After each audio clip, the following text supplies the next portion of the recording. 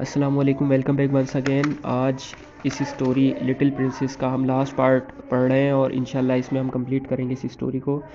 Miss मंचन herself also looked rather disturbed and she gazed at the dry little gentleman with a puzzled expression। जहाँ हमने and किया था last second part, वहाँ हमने पढ़ा था कि मिस मंचन जो है कमरे में दाखिल होती हैं और एक लड़के के साथ, आदमी के साथ, जो कि वो परेशान दिख रहा होता है। तो यहाँ कह रहा है कि मिस मंचन खुद भी बहुत ज़्यादा परेशान दिख रही होती हैं और वो उस आदमी की तरफ देख रही होती है जो छोटा से कद का आदमी होता है, जिसका चेहरा काफ़ी खुश्क हुआ हुआ होता है, यानी खुश्क होता है उसका चेहरा। तो उसकी तरफ देख रही होती हैं। She sat down with a stiff dignity and waved him to a chair. वो कुर्सी पर बैठती हैं बड़ी अज़मत वक़ार के साथ और जो है उस आदमी की तरफ वेव करती हैं, हाथ से इशारा करती हैं कि वो भी कुर्सी पर बैठ जाए। Pray be seated Mister Barrow, she said. Miss Minchin कहती हैं कि मिस्टर बैरो से कि आप बराए मेहरबानी यहाँ पर बैठ जाइए। Mister Barrow did not sit once down at once. Mister Barrow जो है एकदम से कुर्सी पर नहीं बैठते। His attention seemed attracted by the last doll and the things which surrounded her. Mister Barrow की जो पूरी तवज्जो होती है वो उस बड़ी सी गुड़िया और उसके आसपास जो चीज़ें पड़ी होती हैं, जिससे जो गुड़िया के आसपास बिखरी हुई होती हैं, उनकी तरफ जो है मिस्टर बैरो की बार बार तवज्जो जा रही होती है, यानी वो चीज़ें, वो गुड़िया उनकी तवज्जो को अपनी तरफ खींच रही होती हैं। He settled his eyeglasses and looked at them in nervous disapproval. Mister Barrow जो हैं वो अपनी आंखों का चश्मा ठीक करते हैं और घबराहट के साथ उनकी तरफ देखते हैं, थोड़ी नर्वस होते हैं। 100 pounds, मिस्टर बैरो रिमार्क्ड सीनिटली। मिस्टर बैरो जो है वो मुख्तसरन कहते हैं, यानी कि 100 पाउंड, 100 pounds, 100 पाउंड, यानी वो उसको बहुत ही ज़्यादा महंगा समझ रहे होते हैं। All expensive material and made in Paris, वो तमाम इतनी महंगी चीज़ें और जो कि पेरिस में बनी हुई। He spend money lavishly enough that young man. Mister Barrow जो होते हैं वो कहते हैं कि इतनी ज़्यादा महंगी चीज़ें उस नौजवान ने काफ़ी पैसा खर्च किया है, यानी बहुत ज़्यादा पैसा खर्च किया है, जो कि पेरिस में बनी हुई और इतनी महंगी चीज़ें हैं, उन खिलौनों की तरफ इशारा करते हुए कहते हैं वो। तो इस बात पर जो है मिस मंचन जो होती है वो फेल्ट ऑफेंडेड। मिस मंचन जो होती है उनको थोड़ा सा बुरा लगता है, थोड़ा सा बुरा मानती हैं वो उसका। This seem to be a liberty. Miss Minchin जो होती हैं उन्हें ऐसा लगता है कि ये आज़ादी है, यानी हर किसी की आज़ादी है महंगी चीज़ें ख़रीदना। Even solicitors had no right to take liberties. यहाँ तक कि जो वकील था उसके पास भी कोई ऐसा हक नहीं था कि वो किसी की आज़ादी को छीन सके, किसी को महंगी चीज़ें ख़रीदने से रोक सके। I beg your pardon mister Barrow, she said stiffly. Mister Barrow से जो है मिस मंचन कहती हैं कि मैं माज़रत चाहती हूँ, यानी मैं आपसे माफ़ी मांगती हूँ। वो थोड़ा सख्ती वाले मिजाज के साथ कहती हैं। आई डू नॉट अंडरस्टैंड, मैं नहीं समझी। Birthday present set mister Barrow, mister Barrow कहते हैं कि वो सालगिरह के तोहफ़े to a child 11 years old, जो कि 11 साल की बच्ची है, उसके लिए। Mad extravagance I call it. अब मिस्टर बैरो जो होते हैं वो उससे कहते हैं कि मैं इसे फजूल, पागलों वाला फजूल खर्च कहता हूँ, यानी इतने महंगे महंगे तोहफ़े। मिस मंचन Drew her self up even more rigidly. Miss Minchin जो होती हैं वो खुद पर और ज़्यादा सख्ती तारी करती हैं और फिर जो है वो उससे मुखातिब होती हैं, कहती हैं captain Crewe is a man of Fortune, she said.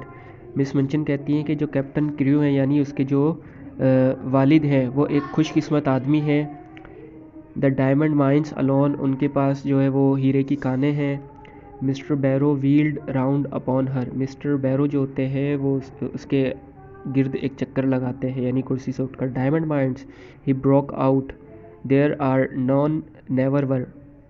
Mister Barrow जो होते हैं वो चक्कर लगाते हुए उसके गिर्द और मिस मंचन के गिर्द कहते हैं कि हीरे की कानें, वो तो टूट गई, वो सब कुछ टूट गया, कोई नहीं है, कभी नहीं था, यानी उनके पास जो हीरे की कानें हैं वो नहीं थी। मिस मंचन actually got up from her chair. Miss Minchin जो है वो अपनी कुर्सी से उठती है दरअसल। What, she cried, what do you mean, वो चिल्लाते हुए कहती हैं कि क्या, क्या मतलब है आपका। At any rate, answered Mister Barrow quite snappishly, it would have been better if there never had been any। Mister Barrow जो होते हैं वो अब मिस मंचन से कहते हैं, मिस्टर बैरो कहते हैं कि किसी भी कीमत पर, काफ़ी दिलचस्प अंदाज में वो जवाब देते हैं, ये बेहतर होता अगर ऐसा कभी ना होता। एनी डायमंड माइंस इजैक्यूलेटेड मिस मंचन, catching at the back of a chair and feeling as if a splendid dream was fading away from her. Miss Minchin कहती हैं कोई हीरे की कान है, यानी मिसेस मंचन जो है वो सवालिया अंदाज में कहती है। मिस मंचन एकदम जो है बोलती हैं, कहती हैं कि कोई हीरे की कान है। कुर्सी के पीछे वाले हिस्से को, यानी उसकी जो बैक साइड होती है कुर्सी की जहाँ हम टेक लगाते हैं, तो उसको पकड़ते हैं और महसूस करती हैं जैसे कोई शानदार ख्वाब, कोई शानदार ख्वाब जो है वो उनसे दूर जा रहा हो, यानी उनसे जो उन्होंने अपने जहन में सोचा होता है हीरे की कानों के बारे में, तो वो एक्चुअली अब नहीं होती, तो वो अपने आप से दूर जाते हुए किसी ख्वाब को, किसी शानदार ख्वाब को देख रही होती हैं। Diamond mines spell ruin oftener than they spell wealth, said Mr. Barrow.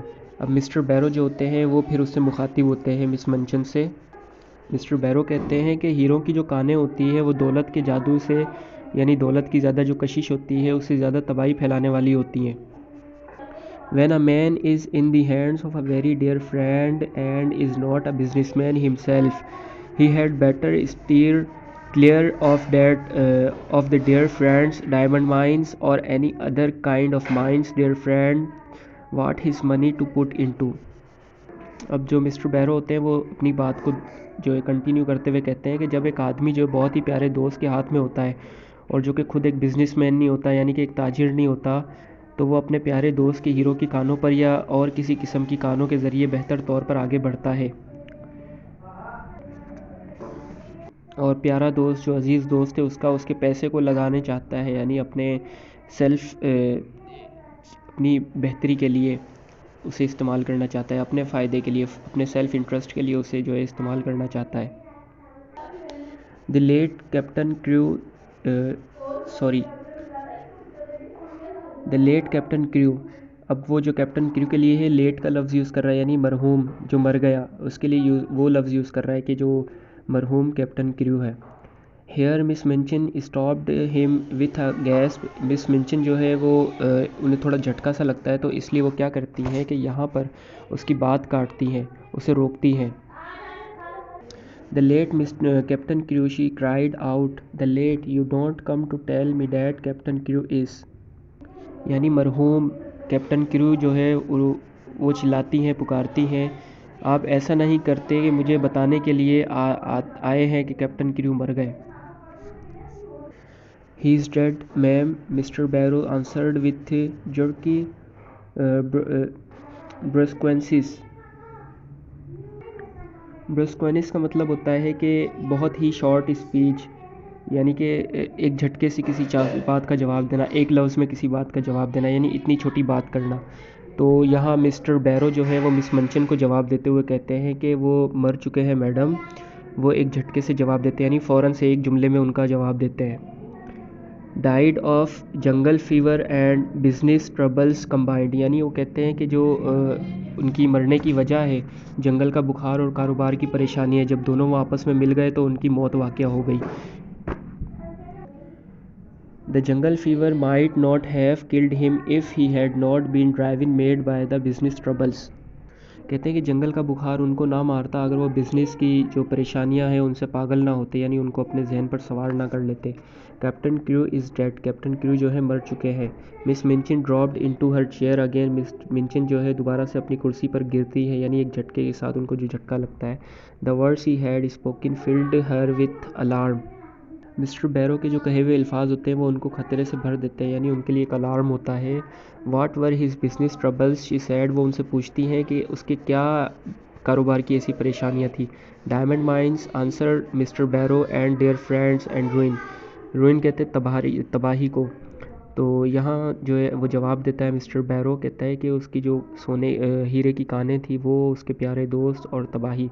रूइन guest miss Minchin जो है दोबारा उससे जो है सवाल करती हैं कि ऐसी कौन सी तबाही, यानी ऐसी कौन सी बर्बादी, ऐसी कौन सी तबाही जिसने उसके बिज़नेस को तबाह कर दिया। लॉस्ट एवरी पेनी, पेनी यानी हर एक एक पाई पाई, एक एक रुपया, एक एक पाई पाई, एक एक आना जिसे हम कहते हैं उर्दू में। तो यहाँ जो है लॉस्ट एवरी पेनी का मतलब है एक एक पैसा, एक एक पाई। That young man had too much money, उस आदमी के पास बहुत ज़्यादा पैसा था। The dear friend was mad on the subject of the diamond mine, जो प्यारा दोस्त था वो हीरे की कानों के मौजू पर बहुत ज़्यादा दीवाना था।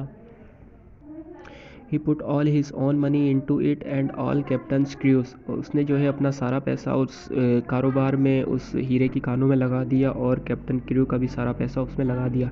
Then the dear friend run away, और फिर जो उसका दोस्त था प्यारा, उसने उसे धोखा दिया और भाग गया। Captain Crewe was already stricken with fever when the news came, Mister Crewe जो थे, सॉरी कैप्टन क्रू जो थे वो पहले ही बुखार में मुब्तला थे, बुखार की हालत में थे। तो जब उनके पास ये खबर पहुंची, the shock was too much of for him, उनके लिए वो झटका बहुत ही बड़ा था, बहुत ही संजीदा था। He died raving about his little girl and did not leave a penny. तो यहाँ उनके लिए जो एक बहुत ही बड़ा सदमा था, तो वो कहता है कि वो अपनी छोटी सी बेटी के बारे में बड़बड़ाते हुए मर गए और एक पैसा नहीं छोड़ा, यानी एक पैसा भी उनका पीछे नहीं बचा था। Now Miss Minchin understood and never had she received such a blow in her life. Miss Minchin जो है वो अब सब कुछ समझ चुकी थी अच्छे तरीके से, और उन्हें अपनी ज़िंदगी में ऐसा धचका कभी नहीं पहुंचा था, ऐसा झटका कभी नहीं लगा था। Her show pupil, her show patron swept away from the select seminary at one blow, उसके जो शो के शागिर्द थे और उसका जो शो का जो सरप्रस्त था वो एक ही झटके में मुंतखब जो उनका मदरसा था जो वहाँ से दूर हो गए थे। She felt as if she had been robbed and that Captain Crew and Sarah and Mr. Barrow were equally to blame. अब उन्हें ऐसा महसूस हो रहा था मिस मिंचन को कि वो जो है उनके साथ कोई डकैती हुई है, कोई चोरी हुई है, कोई धोखा हुआ है, और जिसके अंदर कैप्टन क्रू, सारा और मिस्टर बैरो जो है तीनों बराबर के शरीक हैं, यानी तीनों बराबर के कसूरवार हैं। Do you mean to tell miss, she cried out, that he left nothing. Miss Minchin जो है वो उनसे पूछती हैं कि क्या आप ये कहना चाहते हैं कि कैप्टन क्रू जो है उन्होंने कुछ नहीं छोड़ा, यानी एक पैसा भी पीछे नहीं छोड़ा। That Sara is left on my hands a little pauper instead of an heiress. अच्छा, यहाँ जो पॉपर वर्ड यूज़ किया गया उसका मतलब है बहुत ही ज़्यादा गरीब, जिसे हम भिखारी भी कह सकते हैं या मिस्कीन भी कह सकते हैं, और उसका अपोजिट है हेयरस, यानी जो कि बहुत सारी चीज़ों की वारिस हो, बहुत ज़्यादा जिसके पास पैसा हो। तो यहाँ पॉपर जो है वो कंगाल, फ़कीर या मिस्कीन हम कुछ भी कह सकते हैं उसके लिए। तो मिस मिंचन कहती है, जो मिस मिंचन है वो कहती है that Sara is left on my hands a little pauper instead of an heiress. उनसे सवाल करते हुए कहती है कि जो सारा है उसे मेरे रहमो करम पर, मेरे हाथों पर छोड़ दिया गया है, मेरे आसरे पर छोड़ दिया गया है, एक मिस्कीन, एक गरीब के तौर पर, ना कि एक शहज़ादी, एक वारिसा के तौर पर।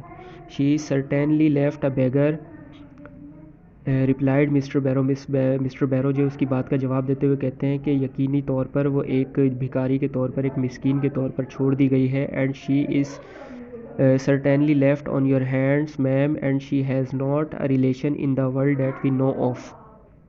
मिस्टर बैरो जो होते हैं वो यकीनी तौर पर वो कहते हैं कि यकीनी तौर पर ये एक भिखारी की तरह आप जो रह गई है और आपके आसरों पर छोड़ दी गई है, आपके हाथ पर छोड़ दी गई है मैडम, और इसका दुनिया में ऐसा कोई रिश्ता नहीं है जिसके बारे में हम जानते हो, यानी वो पूरे तरीके से आपके ही आसरे पर हैं।